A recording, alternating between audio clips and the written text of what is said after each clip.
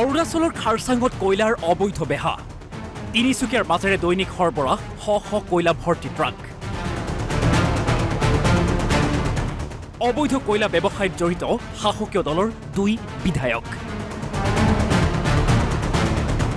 মুখ্যমন্ত্ৰী হিমন্ত বিশ্ব শৰ্মাৰ ৰাজ্যত কোনো কাৰণতেই কোনো সিন্ডিকেট থাকিব নোৱাৰে বুলি দাবী কৰি অহাৰ সময়তেই তিনিচুকীয়াত চলিছে কয়লাৰ বিশাল সিন্ডিকেট এনবি নিউজে চলোৱা অনুসন্ধানত চাওক দিনে ৰাতিয়ে কেনেদৰে এইখনৰ পাছত সেইখন ট্ৰাকত সৰবৰাহ কৰা হৈছে কয়লা কিন্তু এইবোৰ দেখি শুনিও কোনেও কয়লাৰ এই অবৈধ ব্যৱসায়ৰ বিৰুদ্ধে ব্যৱস্থা ল'বলৈ সাহস কৰা নাই তিনিচুকীয়া আৰক্ষীৰ প্ৰশাসনৰ কালৈ ভয় অভাৰলোডিঙেৰে পাৰ হোৱা এই বাহনসমূহত কিয় নচলে তালাচী কাৰণ অভিযোগ উঠিছে এই কয়লা ব্যৱসায়ে জড়িত আছে উজনিৰ ভাৰতীয় জনতা পাৰ্টিৰ 2জন বিধায়কৰ নাম কোন এই 2জন বিধায়ক তিনিচুকীয়াত কয়লাৰ সিন্ডিকেট চলোৱা বিধায়কৰ নাম কি জাগুন অঞ্চলত মাঘেইটা অঞ্চলত এই গোটেই সমগ্ৰ অঞ্চলটোত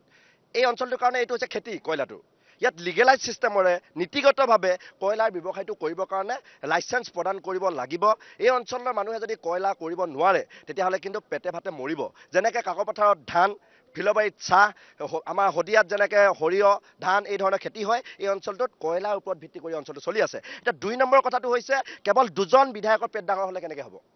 হা কেৱল ভাস্কৰ আৰু এই সুৰেন ফুকনে কেৱল কয়লাৰ পইচাকেইটা খালে কেনেকৈ হ'ব হা ইয়াতে লিগেলাইজ সিস্টেমৰে কৰি দি আমাৰ প্ৰতিজন থলগিৰি লোকৰ হাতলৈকে পেটলৈকে পইচাকেইটা যোৱাৰ পৰিৱেশটো কৰি দিব লাগিব আমি দেখিবলৈ পাইছোঁ কেৱল মাত্ৰ কেইজনমান লোকে ইয়াতে কয়লা কৰি ধনী হৈছে ইয়াতে কোনোবা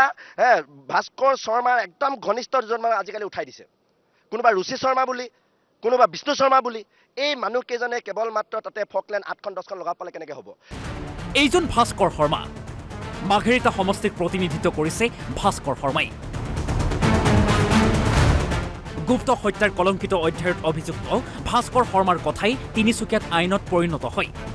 দিগবৈ সুৰেন ফুকনো পৰিৱৰ্তনৰ নামত বিধায়ক হৈ আহি এতিয়া কলা হীৰাৰ বেপাৰত নামি পৰিছে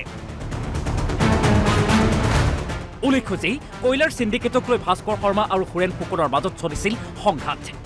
পৰৱৰ্তী সময়ত 2 বিধায়কে মিলি এনেদৰেই অৰুণাচলৰ পৰা সমগ্ৰ উজনি অসমত গঢ়ি তুলিছে কয়লাৰ বৃহৎ সিন্ডিকেট আৰু এই 2 বাহুবলী বিধায়কৰ বাবেই নীৰৱ প্ৰশাসন অন্ধ হৈছে আৰক্ষী খবৰ নাই বন বিভাগৰ পৰিবহণ বিভাগৰ নাই তৎপৰতা মানে আমাৰ তিনিচুকীয়া জিলাৰ মানুহ নাই ইয়াত আহিছে ভূটানৰ হাজাৰ ডাম্পাৰ ইয়াত আহি অবৈধভাৱে গ্ৰাস কৰিছে আৰু বহিৰাষ্ট্ৰৰ পৰা আহি ইয়াত বহুত গ্ৰাস কৰিছে আমাৰ স্থানীয় ৰাইজ যদি কেনেবাকৈ ইয়াৰ প্ৰতি প্ৰতিবাদী কৰিবলৈ বা কিবা এটা মাত মাতিবলৈ যায় তেতিয়া কয় তেখেতসকলক যিকোনো প্ৰকাৰে মানে ভয় ভাবুকি অথবা যিকোনো প্ৰকাৰে তেখেতসকলক ডমিনেট কৰিব চেষ্টা কৰে বিৰোধী ৰাজনৈতিক দলৰ পৰা আৰম্ভ কৰি তিনিচুকীয়াৰ স্থানীয় দল সংগঠনেই বাৰে বাৰে অভিযোগ উত্থাপন কৰি আহিছে ভাস্কৰ শৰ্মা আৰু সুৰেন ফুকনৰ এই সিন্ডিকেটৰ বিৰুদ্ধে কিন্তু ইমানৰ পাছতো দিছপুৰে 2 বিধায়কৰ এই সিন্ডিকেটৰ বিৰুদ্ধে ব্যৱস্থা নোলোৱাত ৰহস্যৰ গোন্ধ পাইছে তিনিচুকীয়াবাসীয়ে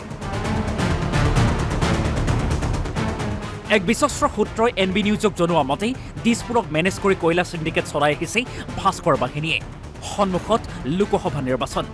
তেনে সময়ত উজনিৰ এই কয়লা সিন্ডিকেটে বিপদত পেলাব পাৰে শাসকীয় বিজেপিক কিয়নো কয়লা সিন্ডিকেটৰ ইছ্যুৱে বিৰোধী শিবিৰে ধৰাশাৰী কৰাৰ সুযোগ লাভ কৰিছে এনে ক্ষেত্ৰত বিধায়ক ভাস্কৰ শৰ্মা আৰু সুৰেন ফুকনৰ এই সিন্ডিকেট ৰাজ খতম কৰাৰ প্ৰয়োজন নিশ্চয়কৈ আহি পৰিছে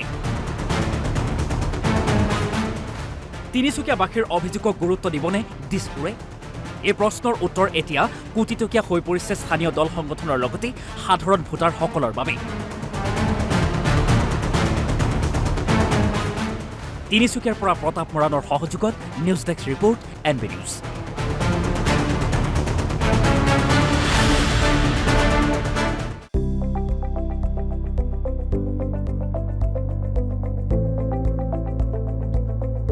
এনবি নিউজ সহজ সৰল ভাষাত নৱভাৰতৰ কথা